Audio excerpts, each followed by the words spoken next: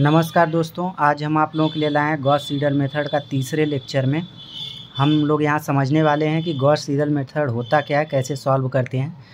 तो हमें given equation ये दिया हुआ है, इसको हमने इक्वेशन 1, 2 और 3 मान लिया।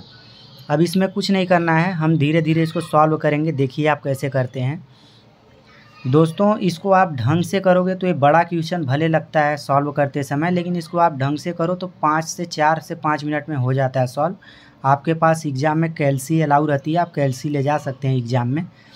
तो चलिए इसको सॉल्व करते हैं। सबसे पहले हमने इक्वेशन 1 को लिया और इक्वेशन 1 में हमने x के मान को सॉल्व किया। x को मान को कैसे निकालेंगे कि y और z के संख्या को बराबर के इधर लेके आएंगे। जो इसका डिजिट है वो चेंज हो जाएगा, प्लस में है तो माइनस में, माइनस में है तो प्लस में हो जाएगा।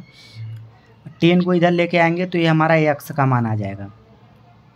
उसके बाद हम क्या करेंगे, इक्वेशन 2 में y के मान के लिए क्या करेंगे, x और z को इधर लेके आएंगे बराबर के, और 10y बराबर इतना आया और y को जब यहीं रहने देंगे 10 को इधर लेके आ जाएंगे, तो इस प्रकार से हमें y का मान प्राप्त हो जाएगा। इसी प्रकार से इक्वेशन 3 में हमने क्या किया कि इतना हमें इक्वेशन 3 दिया हुआ था, हमने 10z को इधर रहने दिया, x और y को इधर लेके आया और z को इधर रहने दिया, 10 को इधर लेके आया, तो ये हमें क्या हुआ, z का मान प्राप्त हो गया। तो इस प्रकार से हमने x, y और z के मान को प्राप्त कर लिया है। अब चलिए इसको सॉल्व करते हैं। स्टेप 2 में हम क्या करेंगे कि जो हमारा इक्वेशन 4 दिया है उस इक्वेशन 4 को क्या करेंगे, x1 मान लेंगे और सॉल्व करना चालू करेंगे। जब इक्वेशन 4 से हम चालू करेंगे सॉल्व करना, तो यहाँ y और z को हम क्या करेंगे, 0 मान लेंगे। यानी कि जहाँ y है वहाँ पर 0 रखेंगे, z है वहाँ पर 0 रखेंगे। ये देखिए हमने इक्वेशन में 0, 0 रखा और इसको सॉल्व किया तो ये आ गया हमारा x1 का मान।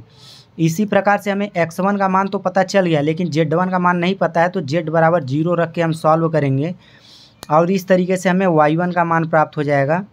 उसी प्रकार से इक्वेशन 6 में हम क्या करेंगे, अब हमें x1 और y1 का मान पता चल गया है, तो हम क्या करेंगे, x1 y1 का मान रख के यहाँ सॉल्व करेंगे तो हमें z1 का मान पता चल जाएगा।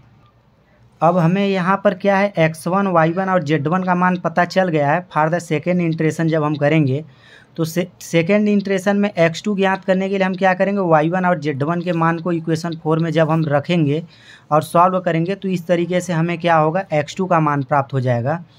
उसी प्रकार से y2 के लिए क्या है, यहाँ पर x2 का मान हमें पता हो गया, z1 का मान हमें पता है, और इस तरीके से इसे सॉल्व करेंगे हम इक्वेशन 5 में रख करके x2 और z1 के मान को y2 के लिए। जहाँ y था उसे y2 आप मान लेंगे और इसे सॉल्व करोगे तो y2 का मान ही प्राप्त हो जाएगा।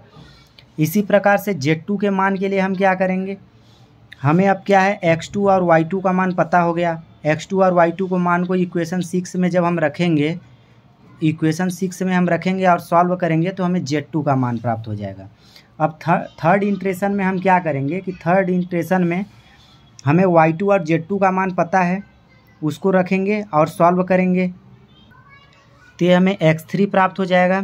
उसी प्रकार से जब हम यहाँ पर x3 के मान को पता कर लिया और z2 के मान को पता ही था, इक्वेशन 5 में जब हम रखेंगे x3 और z2 के मान को और इसको y3 मान लेंगे y के जगह पे, तो और उसको सॉल्व करेंगे तो इस तरीके से हमें y3 का मान प्राप्त हो जाएगा। अगले स्टेप में क्या करना है, हमें जब हम z3 का मान ज्ञात करेंगे तो हमें x3 और y3 का मान पता है, अभी हमने निकाला, और इसको जब रख के सॉल्व करेंगे तो हमें z3 का मान प्राप्त हो जाएगा। इसी प्रकार से अब हम फोर्थ इंट्रेशन में जाते हैं। फोर्थ इंट्रेशन में इसलिए जाते हैं कि अभी हमारी जो संख्या है वो कोई 1 में आ रही, 1 आ रहा है, कोई 0 पॉइंट में करके आ रहा है, तो हम उसको क्या है, 0, 0 तक लेके जाएंगे कि जो भी संख्या हमारी आ रही हैं वो 0 डेसिमल तक आ रही हैं। तो फॉर 4 इंट्रेशन में हम क्या करेंगे, x4 के लिए हमें y3 z3 का मान पता है, इक्वेशन 4 में रख के सॉल्व करेंगे तो हमें x4 का मान प्राप्त हो जाएगा। उसी प्रकार से हमें x4 का मान पता हो गया, z3 का मान पता है, इक्वेशन 5 में रख के सॉल्व करेंगे तो हमें y4 का मान प्राप्त हो जाएगा।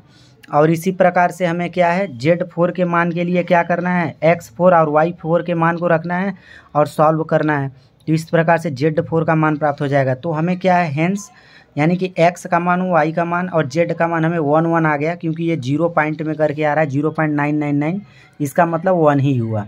तो इस तरीके से हम गॉस सीडल मेथड को सॉल्व करते हैं। यदि आपको हमारा वीडियो अच्छा लगा तो लाइक कमेंट करें, तथा कमेंट करके जरूर बताएं वीडियो कैसा लगा। जय हिंद दोस्तों।